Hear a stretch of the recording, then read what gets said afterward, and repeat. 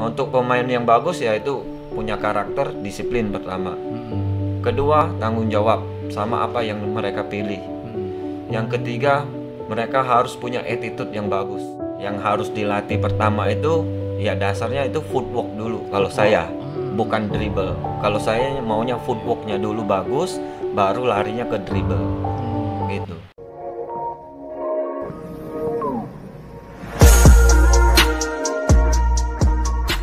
Assalamualaikum warahmatullahi wabarakatuh. Welcome to the Tampan Podcast. All Body Have a Story. Balik lagi sama saya Rashid Dodo. Dan di episode yang ke-10 ini Tampan Podcast, kita kedatangan coach yang berpengalaman, syarat berpengalaman sekali. Ada Coach Hardy. Apa kabar Coach? Baik. Alhamdulillah sehat ya? Sehat. Aman ya? Aman. Baik guys, sebelum kita ngobrol lebih jauh lagi, kita mau kasih tahu dulu kalau kita berdua udah di swab antigen dan dinyatakan negatif dan udah vaksin juga ya 2 kali ya kok. Udah. Oke. Boleh kok kita lepas masker?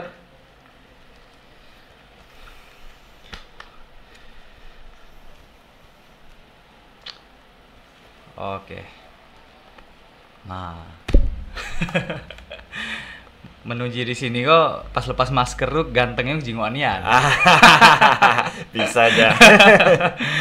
Baik, Ko Hardy. Kita Rashid panggil Ko Hardy aja lah ya mungkin ya. Iya. Oke. Baik, Ko. Di sini The Tampan Podcast ini selalu membahas tentang konten basket. Kalaupun membahas di luar itu dikit-dikit di kulit-kulitnya Boleh Koko cerita ke pengalaman basket, udah dari kapan main basket gitu sampai bisa ngelatih. Boleh Kok? Ya, saya main basketnya sejak masih SMP kelas 1. SMP kelas 1 ya, Boy. itu diajak oleh almarhum Kak Daus. Almarhum Kak Daus.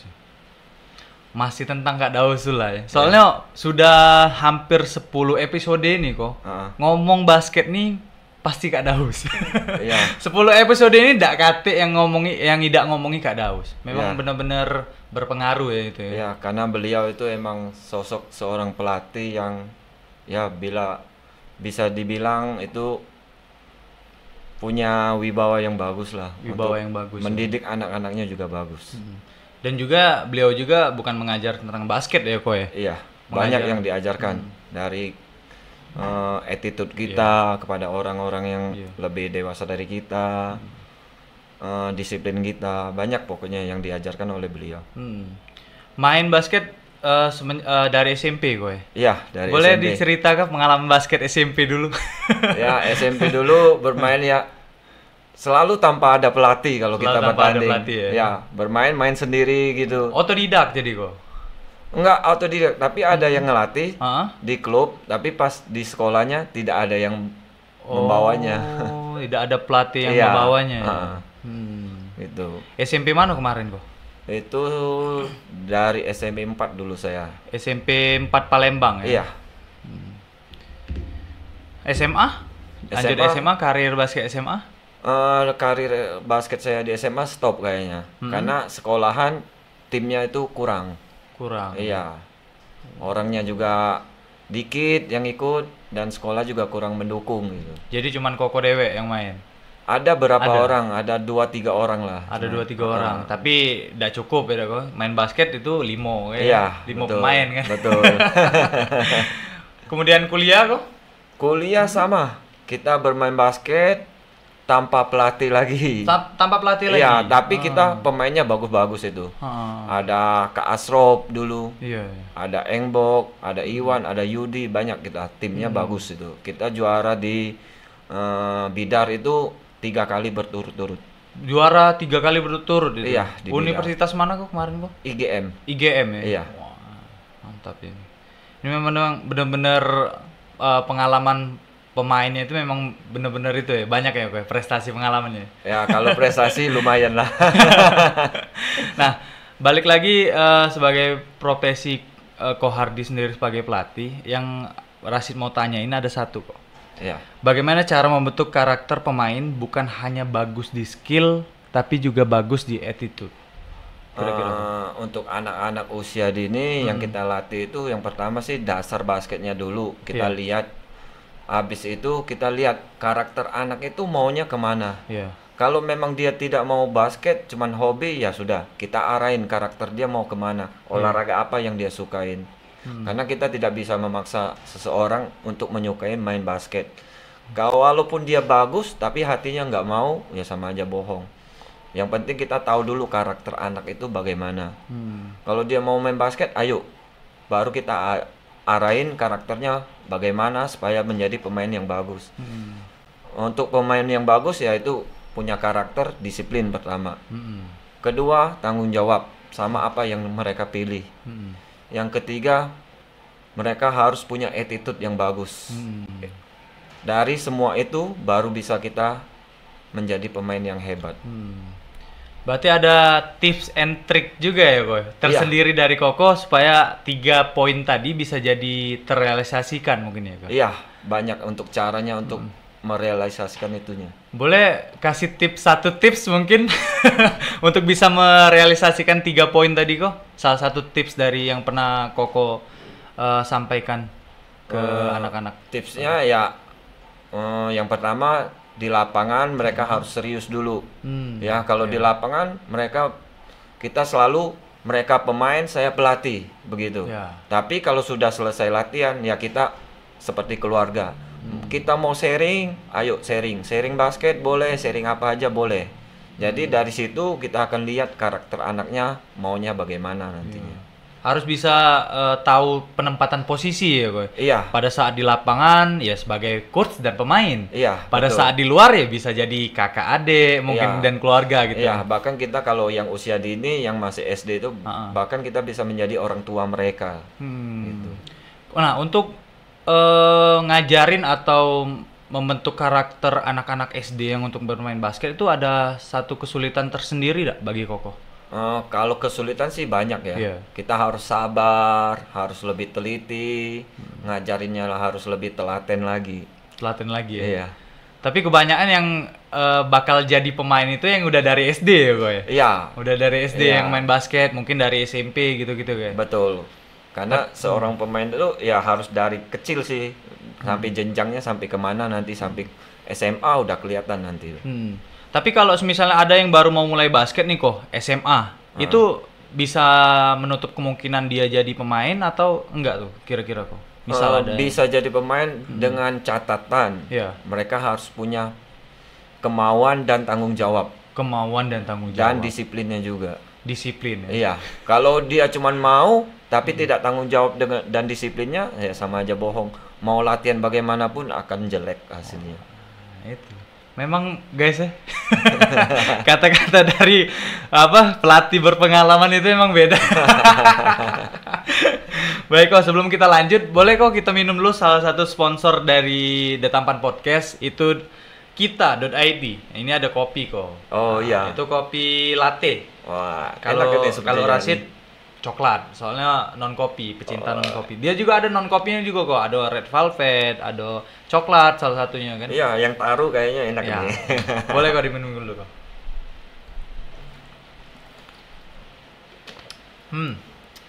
Ya, mantap kopinya, bener-bener enak ini. Bismillah, jadi brand ambassador kita. Baik Ko Ardi. Iya. Pertanyaan lagi, sebenarnya fundamental basketball itu penting nggak sih untuk seorang pemain basket? Untuk itu sangat penting Sangat sekali. penting, Ya.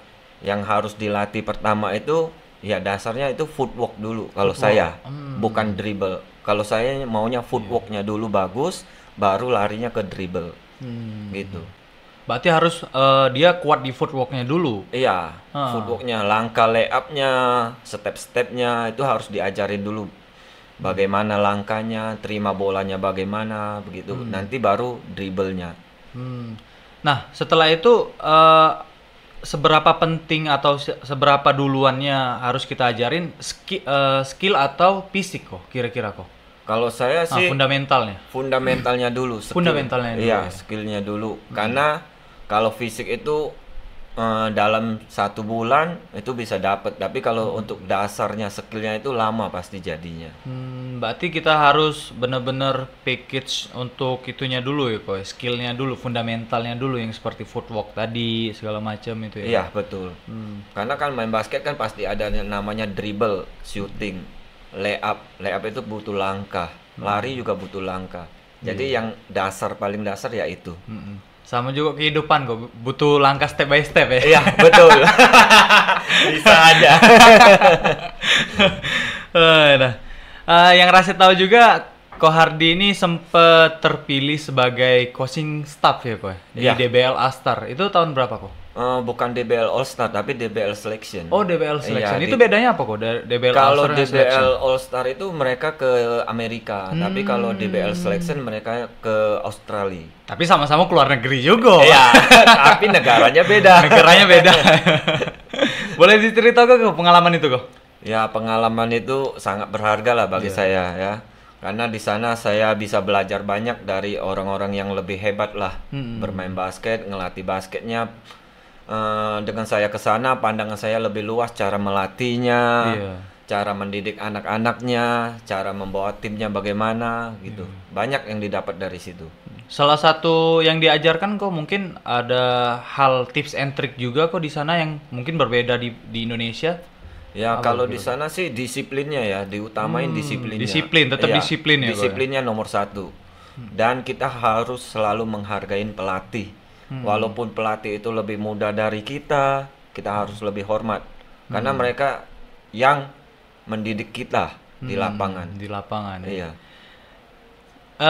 Gimana ceritanya bisa kepilih tuh, kok? Kalau kepilih itu rezeki sepertinya. rezeki.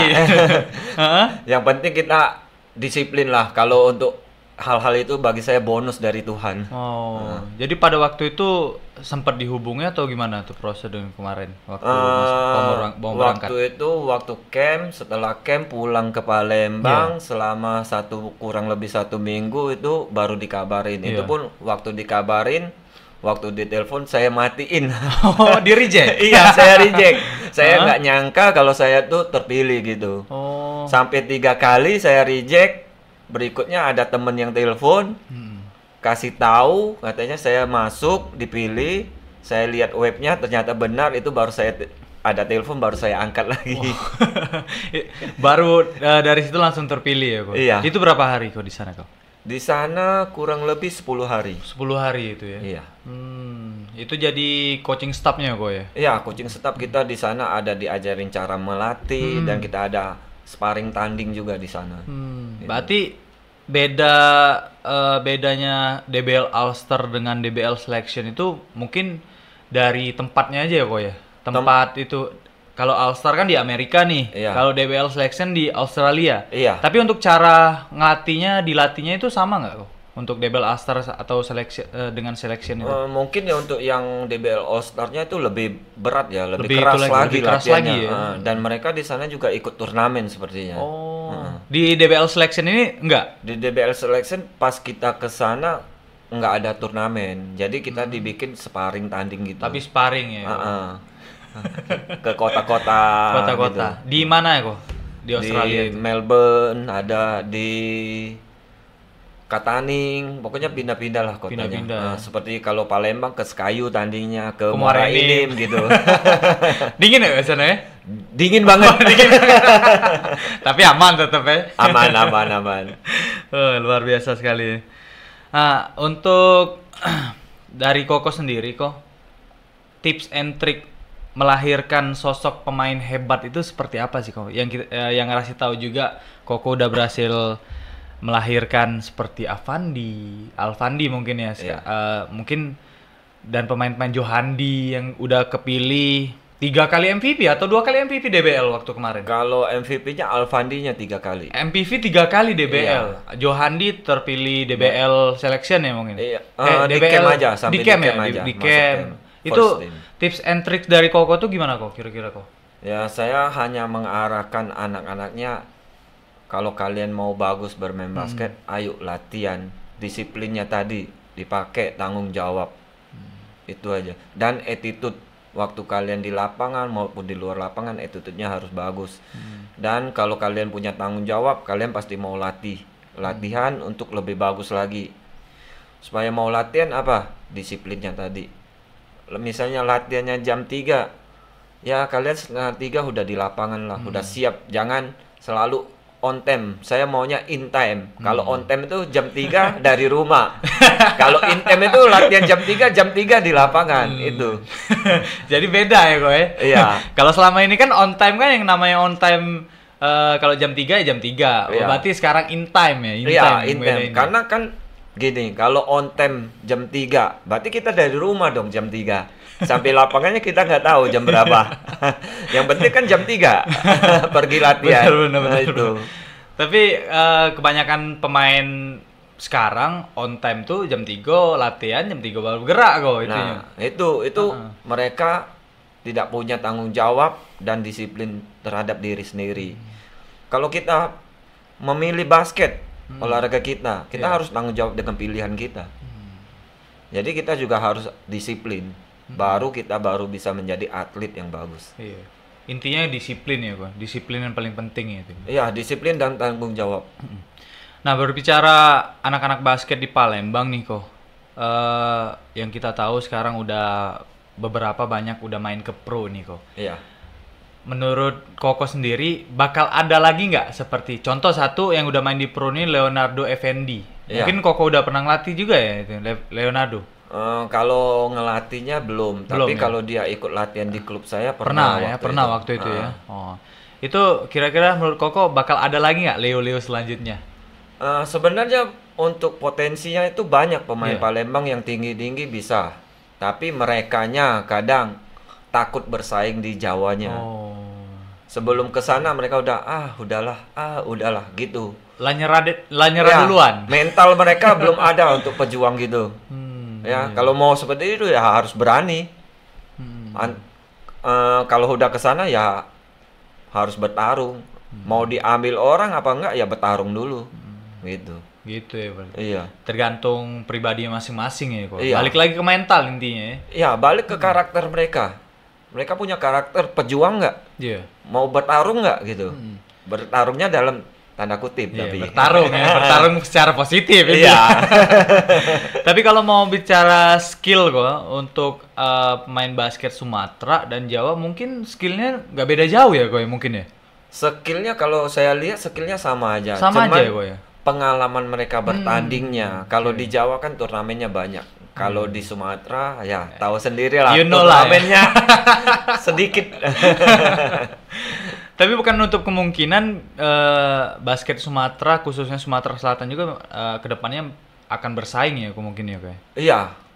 Bakal bersaing dengan Jawa dengan catatan ya kita harus ngadain turnamen KU, terutama KU 10, 12, 14, 18, seterusnya. Sehingga kita punya bibit-bibit yang lebih bagus nantinya. Jangan hanya yang divisi 1-nya aja yang dilihat, divisi 2-nya aja yang dilihat. Dan yang putrinya terutama tidak ada turnamen sama sekali. Putrinya itu terakhir Rashid tahu itu tahun 2016 atau 2017 kalau nggak salah ya. Terakhir turnamen putri ya, untuk level liga ya mungkin ya. Itu ya. Ya kita berharap aja untuk Perbasi Kota Palembang atau Perbasi Sumatera Selatan kedepannya akan mengadakan turnamen-turnamen yang lebih intens lagi, yang lebih banyak lagi mungkin gue ya ke depannya. Iya, kalau bisa diusahain yang KU-nya. Nah, yang KU-nya kelompok umur dan diusahain setiap klub yang di Palembang yang ikut divisi 1 itu ada pembinaan juniornya. Sehingga enggak yang divisi 1-nya yang tua-tua aja yang main. Jadi ada generasi penerusnya. Regenerasinya harus ada kok ya. Iya. Nah, sebagai Koko yang udah lumayan banyak, bukan lumayan lagi sih prestasi Koko ya. Banyak nian. Pernah enggak kok waktu mungkin setelah mengukir prestasi atau sebelum itu diremehkan oleh orang kok? Pernah kok kira-kira? Sangat banyak. Bahkan banyak yang benci juga gitu. Banyak yang benci juga. Iya. Itu bentuk kata-kata meremehkan mereka itu seperti apa kok kira-kira kok? Ya, atau bencinya nggak senengnya itu? Kalau itu saya nggak mau ngomong lah. Mau ngomong ya? Biar orang itu tahu sendiri nantinya. Itu kalau gitu Koko Hardi sendiri menyikapnya itu gimana kok? Bagi saya itu Ya bersyukurlah mereka mau menghina saya, membenci saya bersyukur dan berterima kasih. Eh, Semua itu bagi saya motivasi untuk saya lebih baik lagi ke depannya, untuk belajar lebih bagus lagi. Ya, benar. Ya, yang benar itu emang harus kalau misalnya ada cacian, cemohan, itu jangan kita bales ya kok ya. Iya, jangan kita benci. Iya. Itu kita ambil sebagai pelajaran motivasi kita untuk yang lebih baik lagi ke depannya. Dan kita tunjukin kalau apa yang mereka bilang itu nggak benar. Iya. Ini loh aku, gitu. Mungkin gitu ya kok. Iya. Kita harus punya karakter sendiri. Ini loh saya, bukan menurut orang, oh gini loh, harus begini, bukan.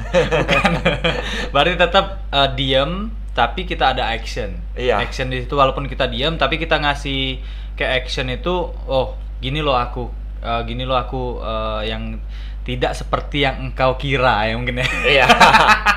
Kalau saya sih biarin orang mau ngapa aja, terserah. Ya, yang penting saya jalannya lurus, saya mendidiknya dengan baik. Ya, saya usahain yang latihan dengan saya itu menjadi atlet nantinya. Nantinya kok. Iya. Amin, mudah-mudahan kok. Terakhir kok, pesan untuk atau harapan untuk basket Palembang atau Sumsel untuk depannya kok gimana kok kira-kira? Harapan saya basket Sumsel ke depannya lebih bagus lagi, turnamennya lebih banyak lagi, ya. Pembinaan usia dininya lebih banyak lagi. Ya usahain setiap klub itu punya juniornya lah, gitu. Junior dari kelompok umur 10 seterusnya, sehingga ya banyak anak-anak yang di Palembang ini suka bermain basket nantinya dengan adanya turnamen yang seperti itu. Mudah-mudahan kedepannya lebih banyak lagi pemain-pemain yang hebat muncul bermain di Liga Pro ya, dan berhasil mengharumkan nama Sumatera Selatan kedepannya kok ya. Kalau saya sih nggak mau pemain hebat, tapi pemain yang pintar. Pemain pintar Iya. mungkin ya. Ngapain hebat tapi kalau nggak pintar, Percuma. iya percuma. Berarti pemain pintar ya untuk Iya. kedepannya bisa mengharumkan nama Sumatera Selatan maupun Kota Palembang ke depannya. Iya. Luar biasa sekali, guys. Pokoknya Ko Hardi terima kasih sudah hadir di The Tampan Podcast. Iya. Kalau misalnya nanti diundang lagi, jangan segan kok. Siap. Pokoknya oke guys. Terima kasih udah hadir di The Tampan Podcast episode ke-10. Nantikan episode-episode The Tampan Podcast selanjutnya. The Tampan Podcast, all body have a story. Terima kasih kok.